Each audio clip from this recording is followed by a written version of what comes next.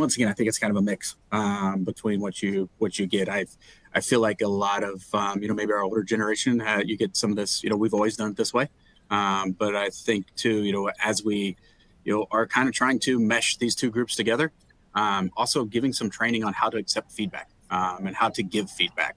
Kind of that create that communication path for I loved Camille's point. I think it was Camille where it should be circular. It's not mentor mentee.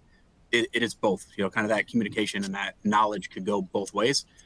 So having that and being able to have the two groups have an engaging conversation, because you might have folks coming in that they are not going to tolerate the risks that maybe an older generation has tolerated.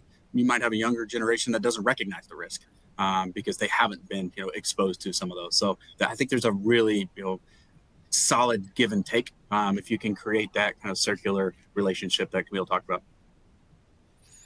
Camille, what are your thoughts on those attitudes? Well, again, individual. I think that we have to look at an individual and not a generation, because if you bring into it, like, there's going to be regional differences, there's going to be cultural differences.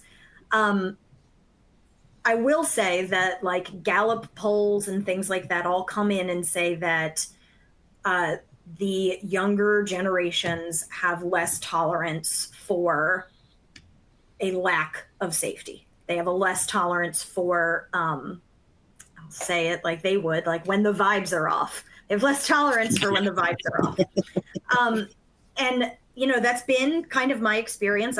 Specifically with safety professionals, I spend a lot of my time with people who do safety for a living. And the ones that are younger are way more comfortable with the idea that our jobs include psychological safety, mental health and well-being. They include taking care of the person overall.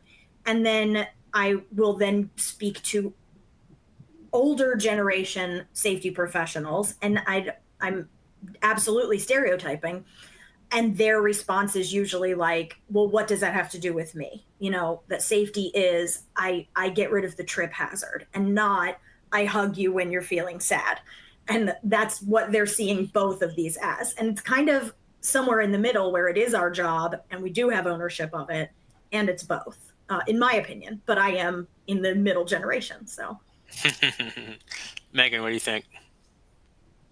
So I guess my answer is just going to be contradictory today, so sorry. But Perfect. I think that, right? Makes it more interesting. Someone has to do it, right? Yeah, a diverse panel. When I first got into this industry, I got hired with a very large chemical company, and as a well, back then it was I think it was SHE, right? The initials were SHE, whatever. People were getting fired when they got hurt. 15 years ago, if you got hurt at work, you were terminated. It was immediately your fault.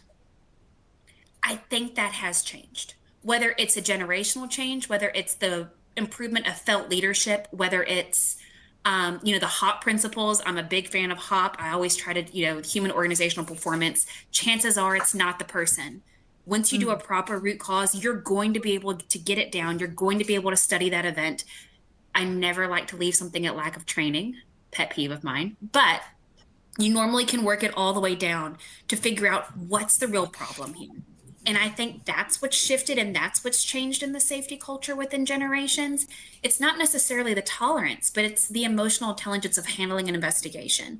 You're no longer faulted for a lack of a lockout tagout procedure and a guy gets his hand cut off and now he's lost a job. So not only is he injured, he was fired for not following a rule. You have more protections now as a worker. You have a better chance at understanding what's needed to be done, how it's needed to be done, and what processes are there to support you, whether it's through an accident investigation, training on your job, or actually understanding your safety at your workplace.